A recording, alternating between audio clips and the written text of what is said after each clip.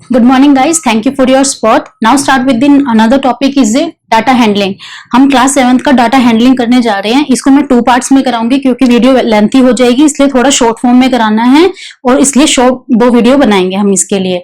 First one में है क्या है, हम फर्स्ट पार्ट में स्टार्ट करते हैं। तो क्या करना है हमें, डाटा हैंडलिंग हमने पहले 6 क्लास में भी पढ़ा है। क्या कराया है उसके अंदर कि हम डाटा को इकट्ठा करते हैं एज एन अटेंडेंस रिकॉर्ड।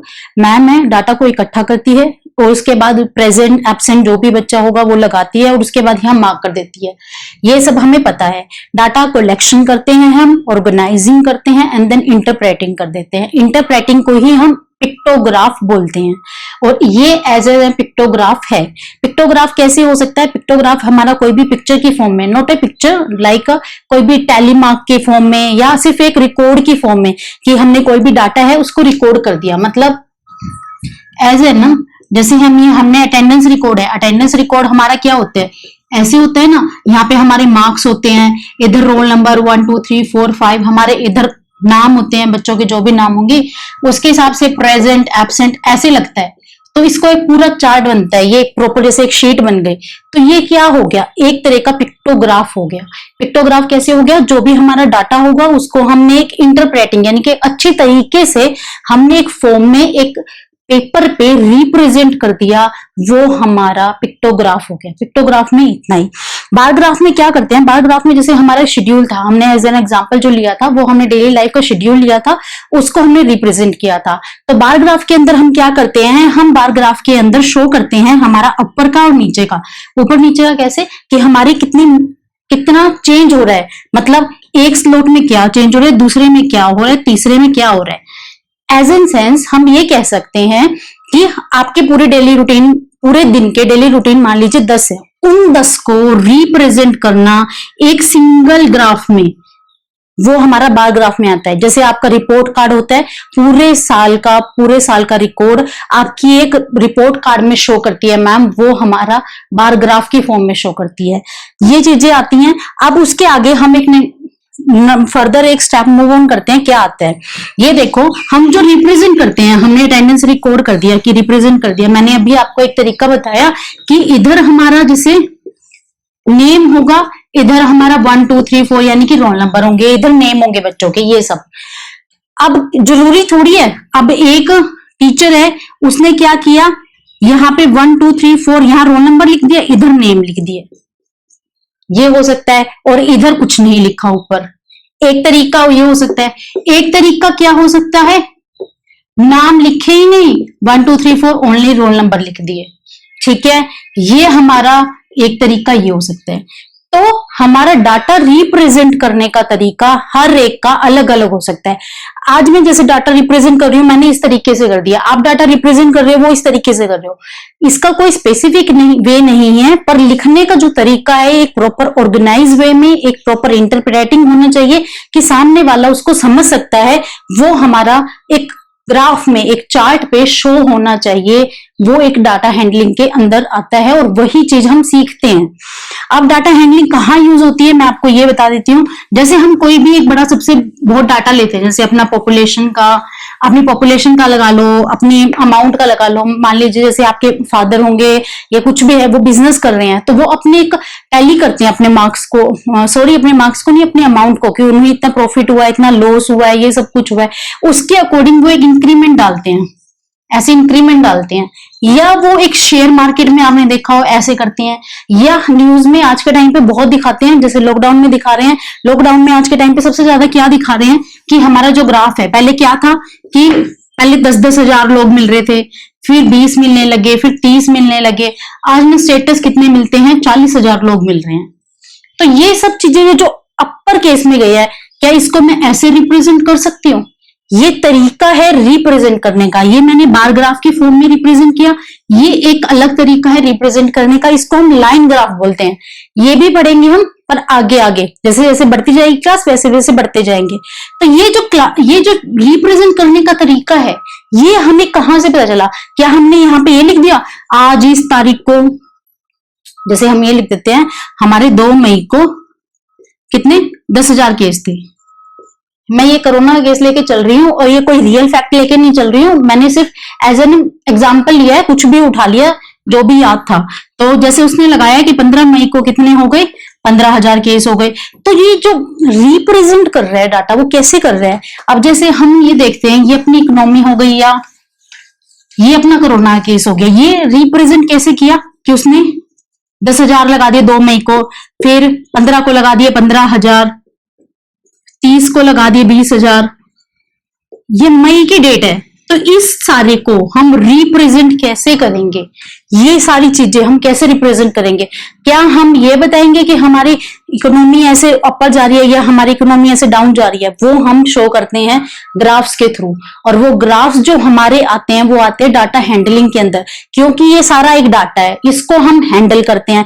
कहाँ पे हैंडल करते हैं? किसी एक ग्राफ में। अब डायरेक्ट तो ग्राफ नहीं बन सकता ना, उसके लिए उसको पहले कुछ निकालना पड़ेगा, उसके अंदर कुछ चेंज करना पड़ेगा, कुछ मॉडिफाई करना पड़ेगा, देन ये ग्राफ बनेगा। जो हमें शो करते हैं, हम न्यूज़पेपर देखते हैं, एज एन एग्जांपल देखते हैं, न्यूज़पेपर सबके घर में आते हैं, न्यूज़पेपर देखते हैं, न्यूज़पेपर में आज के स्टेटस में ऐसे ऐसे दिखाते हैं, ये क्या है, ये क्या चीजें हैं कि इकोनॉमी हमारी इतनी चली गई, हमारी पुअरेंसी इतनी चली गई, हमारी रिसेशन इतना टाइम चला। तो ये सब चीजें कहाँ से दिखा रही हैं? ये सब जो चीजें दिखा रही हैं वो हमारी डाटा हैंडलिंग हमें सिखाती है। डाटा हैंडलिंग में ये अब क्या होती है, एज ए हम क्वेश्चन लेके चल रहे हैं। मैंने एक क्वेश्चन लिया है, क्या लिया है? एक सिंपल सोबर क्वेश्चन लिया है। देखो क्या चीज है, देखो क्या है। मैंने कहा कि हम लिखने का तरीका अलग अलग कर सकते हैं, एक मैं ऐसे करा, एक ऐसे करा। मान लीजिए ये मैंने किया, मी एंड माय फ्रेंड, ये हम दोनों ने ऐसे ऐसे रिप्रेजेंट करा, ये वाला एंड ये वाला। फर्क देखो कहाँ है। मैंने रोल नंबर यहां लिखे, ये मैंने नेम लेकर रखे हैं, नेम आप कुछ भी, मैंने ABCD ले लिया, उसके बाद मैंने मार्क्स लगा दिए। मेरी फ्रेंड ने क्या किया, जिसके हाईएस्ट मार्क्स थे उसको ऊपर लिख दिया। मैंने क्या किया, मैंने रोल नंबर 1 से शुरू किया, मैंने हाईएस्ट मार्क्स को प्रायोरिटी नहीं दी कि 1 के इतने, 2 के इतने, 10 अप टू सोन 8 के इतने हैं। और उसने क्या किया, जिसके हाईएस्ट मार्क्स हैं उसके, एंड देन लोवेस्ट मार्क हैं इतने। अब ये हाईएस्ट एंड लोवेस्ट लिखने का तरीका क्यों है? मैंने ये ऐसे लिखा, उसने ऐसे लिखा, ये एक तरीका है रिप्रेजेंट करने का। अब ये क्या चीजें होती हैं, ये सब चीजें क्या होती हैं, ये देखो क्या होती हैं।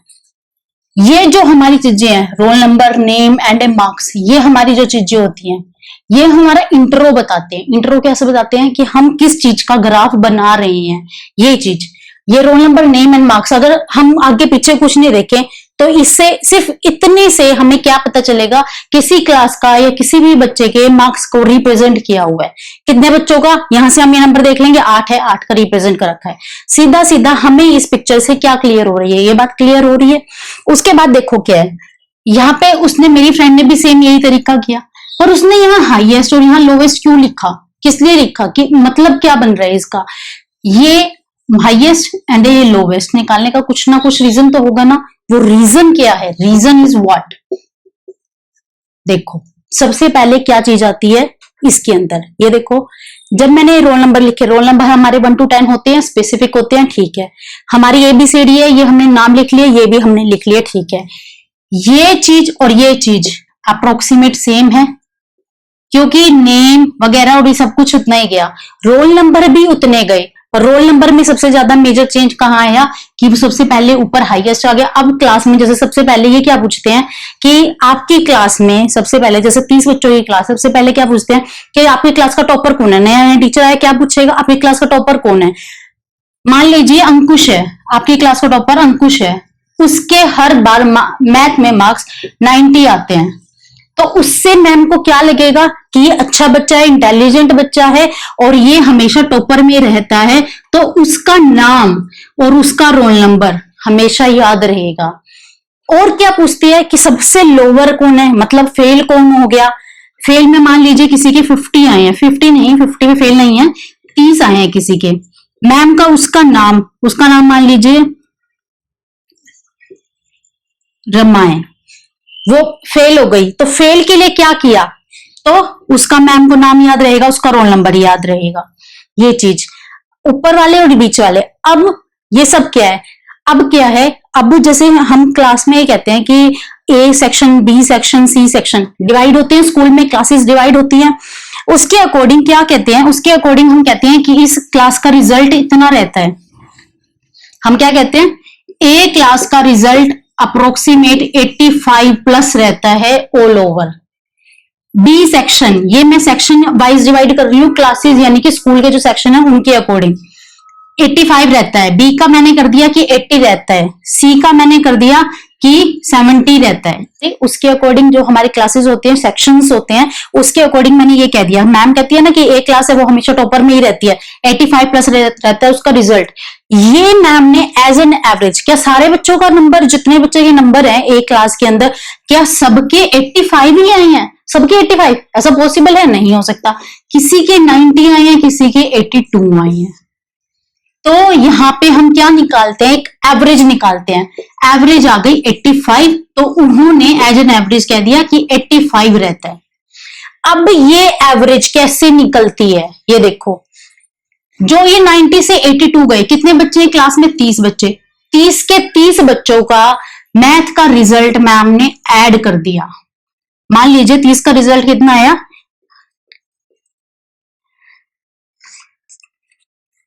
3000 के हिसाब से, 100 के हिसाब से मैं 3 के लगाती हूँ, 2700।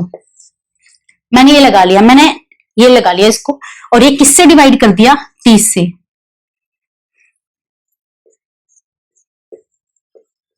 ये देखो 90, यानी कि एज एन एवरेज कितना था? 90। ये मेरे को 85 नहीं लगाया मैंने, 90 लगा लिया।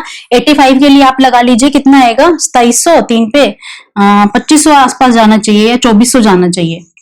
ठीक है, 3 8 24, 80 में आ रहा है, तो ये 2550 कुछ जाना चाहिए, जिसकी वजह से ये इक्वल आ जाएगा। ठीक है, अब ये क्या है? यहाँ पे मैंने 90 ये कैसे लगाया? 2700 को मैंने 30 से डिवाइड कर दिया। ये चीज जो है ये क्या है?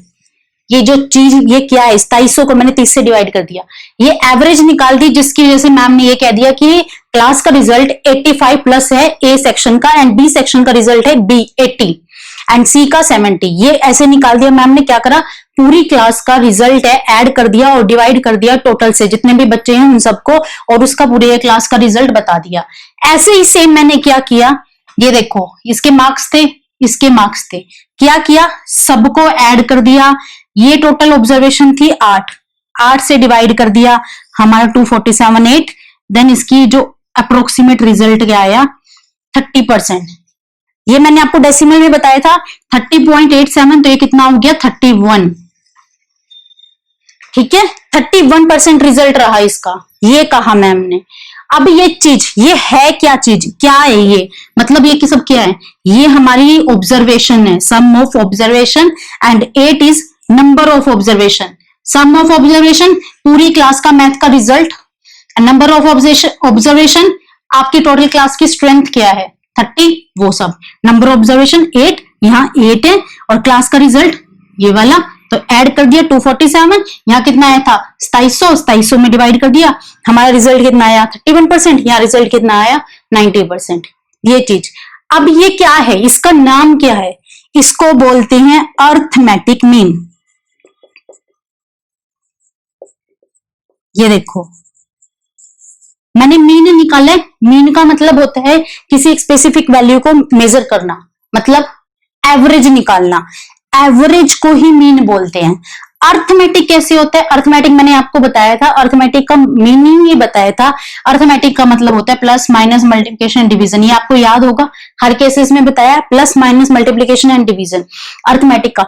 अब यहाँ पे मैंने क्या लगा दिया? प्लस लगा दिया, सबको ऐड कर दिया, सिंपल। अब अर्थमेटिक में ये भी कह सकते हैं ना, जमा घटा गुना माइनस, जो भी प्लस माइनस जो भी करना हो आपको वो करना है। हमने क्या किया? अपनी न्यूमेरिक वैल्यू को सबको ऐड कर दिया और उसका क्लास का रिजल्ट हमने बता दिया, ये चीज। अब क्या है ये देखो, अब क्या है? ये हमारी आ गई अर्थमेटिक मीन। अर्थमेटिक मीन हो गया, क्या चीज है? अब ये देखो, ये है हाईएस्ट, ये है लोवेस्ट। हाईएस्ट कितने हैं? 48, लोवेस्ट कितने हैं? 13। माइनस करो, कितने आए? ये हमारी आ गई रेंज। क्या किया? हाईएस्ट वैल्यू कितनी है, लोवेस्ट वैल्यू कितनी है, उसमें से हाईएस्ट में से लोवेस्ट माइनस कर दिया, हमारा 35 आ गया। ये मेरी रेंज आ गई। रेंज कैसे हो सकती है कि 30 स्टूडेंट हैं एक क्लास के अंदर, उसकी हमने एज एन एवरेज निकाली, किसी के 90 आए, किसी के 82 आए। ये चीज। अब ये जो नंबर आए ये कितने के बीच में लाई कर रहे हैं? 8 नंबर से लाई कर रहे हैं ना, मतलब 82 मिनिमम है, 90 हमारी सबसे ज्यादा है, तो कितना का डिफरेंस आ रहा है? 8 का। तो 8 हमारी क्या हो गई? रेंज। इस रेंज का कहने का मतलब क्या हुआ कि बच्चों के जो नंबर वेरी करते हैं वो 10 नंबर तक, मतलब 10 नंबर तक ऊपर नीचे जाते हैं। अब जैसे किसी को क्लास का रिजल्ट या नहीं रहता है, जैसे अभी कोई पेरेंट्स आता है, टीचर ने उनसे ये पूछ लिया कि उनके मैथ का रिजल्ट क्या है। उन्होंने ये कहा कि उनके बच्चे का रिजल्ट है 85% टोटल, पर वो बाय चांस उन्होंने पेपर नहीं देखा, तो उन्होंने ये जानने की कोशिश करी कि मैम हमारे बेटे के मैथ में कितने नंबर हैं। तो अब आपकी मैम को ये पता होता है कि बच्चा कौन सी सेक्शन का है, पता है, एग्जैक्ट नंबर नहीं याद रहते, तो उन्होंने क्या कहा होगा कि 80 से 85 के बीच में होंगे या 82 से 90 के बीच में होंगे, जो हमारी ये रेंज है, इन दोनों के बीच में होंगे नंबर। ये जो रेंज स्पेसिफिक करी, ये हमें बताएगा ये चीज। अब पेरेंट्स को अब एग्जैक्ट नंबर तो नहीं बता सकते, 30 बच्चों के नंबर कैसे याद रहेंगे, पर सेक्शन तो याद रहेगा ना कि वो बच्चा कौन सी सेक्शन का है, कौन सी क्लास के कौन सी सेक्शन का है। तो उसकी रेंज का पता है मैम को कि वो कहां से कहां तक जा सकती है, वो 80 से 85 तक की जा सकती है मैथ के। तो उन्होंने क्या कहा होगा? 80 to 85 के बीच में रहे होंगे। तो वो रेंज कहां से आई? वो रेंज आई यहां से।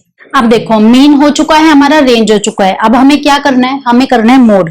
हम इसके अंदर क्या क्या डील करेंगे? हम किसी चीज के बारे में बात करेंगे? हम एक करेंगे मीन यानी कि हमारा अर्थमेटिक मीन, एंड रेंज हमारी हो चुकी है, and then mode and median. हम इसको बोलते कैसे हैं? मतलब ऐसे नॉर्मल में बोलते हैं मीन, मीडियन, मोड, ऐसे बोलते हैं, ठीक है। अब इसमें अंदर करते हैं मोड। मोड क्या चीज है? मोड देखो क्या होती है। मोड से क्या चीज समझ आ रही है? मूड कैसा है? अब मूड लगाते हैं लॉकडाउन का केस। लॉकडाउन के केस में अभी बाहर तो जाना नहीं, खेलना नहीं है बाहर, तो एक शॉपकीपर है, वो क्या करता है? उसके पास दुकान में बहुत सारे आइटम है, बहुत सब कुछ है। क्या क्या है उसके पास? टेनिस है, चेस है, लूडो है, कैरम एंड क्रिकेट है। अब कोरोना में बाहर तो जाना नहीं, तो टेनिस और क्रिकेट तो वो खेल नहीं सकता। हो सकता है किसी के घर पे टेनिस किट है, वो घर पे हो सकती है, तो वो टेनिस घर पे खेल सकता है, पर क्रिकेट तो घर में नहीं खेल सकता ना। तो वो क्या खेलेगा? चेस खेल सकता है, लूडो खेल सकता है, कैरम खेल सकता है। तो इस केस में उसकी जो शॉपकीपर की है, सबसे ज्यादा जो सेलिंग हुई है वो इन 3 चीजों की हुई है। ये हमारे पास एक डाटा है, डाटा जैसे हमने एक रिप्रेजेंट कर रखा है, tennis, chess, ludo, carrom and cricket. उसके पास क्या दे रखा है? उसके पास इतनी ये उसने सेलिंग लिखी है कि मेरे पास 8 पीस थे, वो सेल हुए हैं। किसमें? लॉकडाउन पीरियड है, मान लीजिए किसमें? मई से जून, 1 मई से लेके 30 जून, ये 2 महीने का टाइम ले लिया मैंने, 2 मंथ्स का टाइम ले लिया, ठीक है। इसके अंदर ये सेल हुआ है उसका 8 tennis, 22 chess, 32 ludo, 37 carrom and 6 cricket, ये हुआ है। अब हमने क्या करा? सिंपल अर्थमेटिक मीन निकाल दिया, एवरेज निकाल दी। क्या करा? 105 5 क्या करा? सबको ऐड कर दिया। किसको? 8, 22, 32, 37 प्लस 6 डिवाइडेड बाय 5 कर दिया, हमारा 21 आ गया। अब ये जो 21 है कहां पे लाई कर रहा है? किस किस में लाई कर रहा है? एज एन एवरेज 21 कहां लाई कर रहा है? यहां कर रहा है? यहाँ तो बहुत दूर है। यहाँ कर रहा है? नहीं कर रहा, पर इनके आसपास तो कर रहा है ना। है 37 में बहुत दूर 21 है, पर जो ये एवरेज आई है 21, मतलब मिनिमम उसे कितने चाहिए? 21 आइटम परचेज होने चाहिए, जब उसको प्रॉफिट होगा, अदरवाइज प्रॉफिट नहीं होगा, उसे लॉस होगा। तो 21 आइटम यानी कि इसके अंदर लॉस हुआ, इसके अंदर लॉस हुआ, पर बाकी सब में प्रॉफिट हो गया। तो वो अब क्या करेगा? नेक्स्ट टाइम पे क्या करेगा? अब जैसे अभी लॉकडाउन का चल रहा है, अभी सारी चीजें नहीं खुली हैं, तो क्या करेगा? उसने 1 जुलाई से 30 जुलाई के लिए जो ऑर्डर मंगाए, वो क्या क्या मंगाए? चेस, लूडो एंड कैरम, वो ये मंगाएगा। टेनिस एंड क्रिकेट अभी नहीं मंगाएगा, क्योंकि वो तो उसके पास स्टॉक में पहले भी होंगे, पर ये चीजें उसके पास स्टॉक में नहीं है, क्योंकि 21 की एवरेज थी, वो खत्म हो चुकी है उसकी। 21 के बाद उसकी लोअर लिमिट आ गई तो ये सब चीजें खत्म होने वाली हैं, तो उसे ये सब चीजें मंगानी पड़ेंगी नेक्स्ट मंथ के लिए, नेक्स्ट मंथ की सेलिंग के लिए। तो ये चीजें हमें जो बताएगा, ये सब चीजें हमें कौन बताएगा, ये हमें बताएगा मूड। ये मूड कैसे हुआ, मूड कैसे हुआ, ये मूड पे डिपेंड करा। मूड कैसा है, मूड कैसा है बच्चों का, कि वो घर में खेलेंगे तो वो चेस, लूडो, कैरम खेलेंगे, वो क्रिकेट एंड टेनिस नहीं खेलेंगे।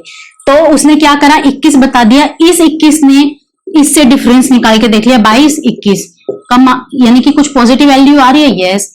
32, 21 कोई पॉजिटिव वैल्यू आ रही है, यस। 37, 21 कोई पॉजिटिव वैल्यू आ रही है, यस। यानी कि 21 मेरी एक लिमिट सेट कर दी, एक स्टॉक की लिमिट सेट कर दी कि 21 से ज्यादा कम, यानी कि 21 उसकी लिमिट है, 21 से कम होते ही उसे अपना स्टॉक है रिफिल करना पड़ेगा। तो उसने स्टॉक रिफिल करने के लिए किसको, इन 3 चीजों को ऑर्डर कर दिया, ये चीज। अब दूसरा शॉपकीपर है, उसको जो आइटम है, सेम आइटम है उसके पास, पर उसको पास क्या हुआ, उसके पास लॉकडाउन में इन 3 चीजों की सेल कम हुई और टेनिस की हुई ज्यादा, टेनिस की हुई ज्यादा उसके पास। तो वो किसका स्टॉक मंगाएगा, ऑब्वियसली टेनिस का, क्योंकि मैंने ये कहा था कि डाटा रिप्रेजेंट करने का अपना अपना तरीका होता है। अब ये जो तरीका है कैसे, ये उसके स्टॉक पे डिपेंड करता है। अब जरूरी थोड़ी है हर दुकानदार पे चेस की, लूडो की इनकी सेल होगी। हाँ, ऐसे हो सकता है कि सबकी पे यही सब बच्चे यही खेलेंगे, क्यों, टेनिस भी खेल सकते हैं, घर में बहुत सारे गेम है वो खेल सकते हैं। तो उसके पास टेनिस की सेल ज्यादा हुई तो वो किसका स्टॉक फिल करेगा, वो करेगा टेनिस का। ये चीज है, ये दोनों चीजें हैं, ये दोनों रिप्रेजेंट हैं, ये दोनों को अपने अपने तरीके से रिप्रेजेंट किया। एक लिमिट सेट की 21, वो हमारी किसने बताई, मोड ने। तो ये चीजें होती हैं मोड में। अभी मोड में एक चीज जैसे आती है, मतलब बहुत मोस्टली बहुत बार यूज होती है कि ना, जैसे मोड के अंदर ना हमें कोई एक वैल्यू दे देते हैं, जैसे हमारा 1 है, 2 है, 3 है, 4 है, ये है। तो 1 हमारा मान लीजिए 3 बार आया, 2 हमारा 5 बार आया, 3 हमारा 4 बार आया, 5 बार आया। तो इस केस में हमारा मोड क्या बनेगा, 2 and 4। क्यों बनेगा, क्योंकि इसकी मैक्सिमम वैल्यू कितनी है, 5, इसकी कितनी है, 5। तो इसका मोड क्या जाएगा, 2 and 4। अगर ये कम होता, मतलब ये कम होता और ये 5 होता, सिर्फ हमारा जब जाता 2, ठीक है। और अगर ये भी कम होता, इसके अंदर 3 होते, 3 है तो इसके अंदर हमारा जाता 2, 3 and 4, यानी कि वो तीनों का स्टॉक फिल करेगा। अब ये 1, 2, 3, 4 कुछ भी हो सकता है, कोई फ्रूट हो सकता है, कोई अंडर गारमेंट्स हो सकते हैं, कोई गेम्स हो सकते हैं, कोई भी प्ले गेम हो सकते हैं, कुछ भी आ सकता है इसके अंदर। जैसा स्टॉक उसे चाहिए उस स्टॉक के अकॉर्डिंग वो सामान मंगाएगा और हमारे मोड निकाल के सोल्व कर लेगा। मोड का काम है ये, मोड ने ये काम बता दिया। अब बारी है मीडियन की। अब बारी है किसकी, मीडियन की। मीडियन क्या होता है, मिडिल वैल्यू। किसी भी एक, हमारे पास ये क्वेश्चन दे रखा है, एक डाटा दे रखा है, उसकी हमें मिडिल वैल्यू निकालनी है। अब क्या ये जो मिड वैल्यू है क्या ऐसे निकाल दे, 3 इधर से काट दे, 3 इधर से काट दे, बीच की कितनी बटी, 1, ये नहीं। इसको या तो पहले असेंडिंग ऑर्डर में या पहले डिसेंडिंग ऑर्डर में करेंगे, उसके बाद हम इसकी बीच की वैल्यू निकालेंगे। सबसे पहले इसको हम करते हैं असेंडिंग ऑर्डर में। 18, 19, 24, 25, 35, 36 एंड 46। ये देखो, अब इनके बीच की वैल्यू कितनी आई, 1 इधर, 2 इधर से गए, 2 इधर से गए, 1 इधर से गया, 1 इधर से गया। हमारी मीडियन की वैल्यू क्या आ गई, 25। ये तो हमारा डाटा था छोटा, मतलब कितनी थी आइटम, 7 ही आइटम थी, तब मैंने ऐसे करके निकाल लिया कि 25 आएगी। अब हमारे पास डाटा है मान लीजिए 17, तो वो क्या करना है, 17 के लिए हम उसे करेंगे 2 से डिवाइड। 2 से काटो, इसे कितना आएगा, 8.5। 0.5 का मतलब हो जाएगा 9, राउंड ऑफ जाके 9, यानी कि हमारे पास 46, 48, 52। मिडिल कितनी जाएगी, 52। कितनी, 7 यहां, 7 यहां, बीच की जो वैल्यू आएगी वो 9। टोटल 17 आइटम है ना, 8 इधर रहेंगे 8 इधर रहेंगे, बीच की 52 आएगी, और इधर जो वैल्यू आएंगे वो 52 से सारी बड़ी आएंगी, क्योंकि ये मैंने असेंडिंग ऑर्डर में लिख रखा है। ये होती है हमारी मीडियन की वैल्यू। अब क्या चीजें आती हैं मीडियन में, बस ये इतना ही है, मीडियन की वैल्यू इतनी आती है। हाँ, एक चीज और देखनी है, जो ये हम डाटा लेते हैं ये हमारा ऑलवेज ओड नंबर में होना चाहिए, तब मैं 2 + 1 2 करूंगी एंड देन 8.5 एंड 9, मतलब ओड नंबर कैसे 3, 5, 7, 11, 19 ऐसे होना चाहिए, यानी कि ओड नंबर ओड फॉर्म में होना चाहिए, ओड नंबर में होना चाहिए, देन हमारा मीडियन निकलेगा इस फॉर्म में, इस तरीके से। ठीक है, मीन मीडियन मोड इतना हो चुका है। इसके अंदर आगे और क्या है, ये जो सारी चीजें हैं वो है ग्राफ। ग्राफ हम करेंगे नेक्स्ट वीडियो में। अब ये देखो मीन मीडियन मोड के अंदर तीनों चीजों में क्या आया, सबसे पहले डिफरेंस क्या आया तीनों में, ये देखो मीन मीडियन एंड मोड के अंदर तीनों में डिफरेंस क्या आया, ये देखो। अब मैं वो दिखा रही हूँ, देखो जब मैंने मीन निकाला तो मेरा कितना आया था 3187 कुछ समथिंग ऐसे आया था। मीन मोड निकाला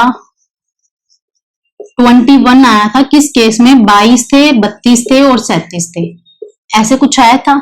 अब मेरा मीडियन आया, ये तो ओब्वियसली मिड की ही वैल्यू आई है, तो मेरा आ गया 25। ये देखो जब मैंने ये तीनों केसेस निकाले, तीनों सेंट्रल वैल्यू बताते ही हैं, अपनी अपनी ऑब्जर्वेशन शो करते हैं, जो इनकी ऑब्जर्वेशन होती है उसको। एक तो ऑब्जर्वेशन का ध्यान रखना कि कितनी ऑब्जर्वेशन है, कितने से वो डिविजिबल हो रही है, एक चीज तो ये ध्यान रखनी है। दूसरे में कंपैरिजन किससे करना है वो चीज, एंड थर्ड वन कितने से स्टॉक माइनस करना है, कितने से नहीं करना। अब मैं क्या करूं, अब ये जो सारी चीजें हैं मैं इनको ग्राफ में रिप्रेजेंट करती हूँ, ये वो देखते हैं हम नेक्स्ट वीडियो में। तब तक के लिए see you later and meet in next video.